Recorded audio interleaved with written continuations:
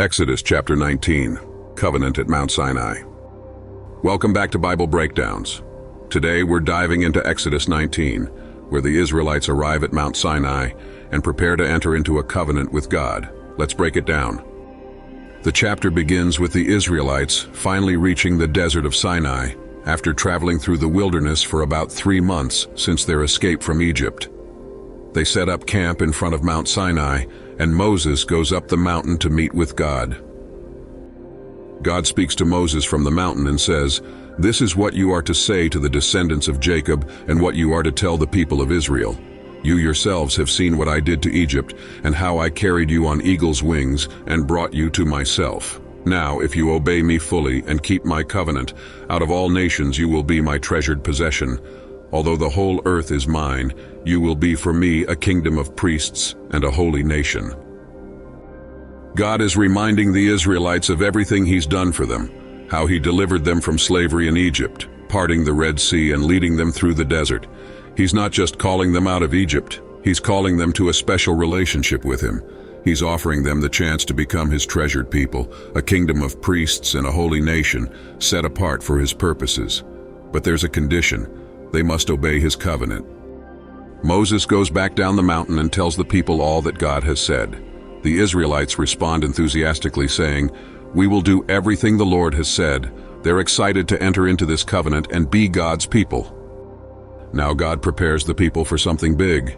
He tells Moses to tell the people to consecrate themselves, set themselves apart, and make themselves holy in preparation for God's presence. They must wash their clothes and abstain from certain activities.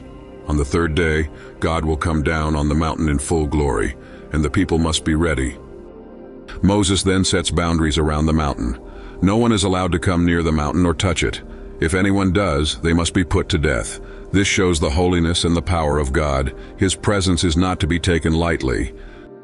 On the third day, there are thunder, lightning, and a thick cloud over the mountain. The sound of a trumpet grows louder and louder, and the people are filled with awe and fear. Moses leads the people to the foot of the mountain, and God comes down in fire. The entire mountain trembles, and the people witness the terrifying majesty of God's presence. God calls Moses to the top of the mountain, and there He gives Moses the 10 Commandments, which we'll get into in the next chapters. The people, overwhelmed by the display of God's power and glory, stand at a distance, afraid to come any closer. Exodus 19 is a pivotal chapter in the Bible. It marks the moment when God establishes a covenant with the Israelites and sets the stage for the giving of the law.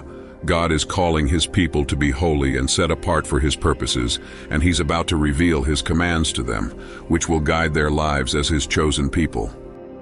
This chapter teaches us about the holiness of God and the seriousness of following Him. God doesn't just want the Israelites to be free, He wants them to be a people who live according to His ways, obedient, faithful, and distinct from the rest of the world. Next time in Exodus 20, we'll get into the 10 Commandments, the foundational laws for the Israelites and for all of humanity. Stay tuned for more Bible breakdowns.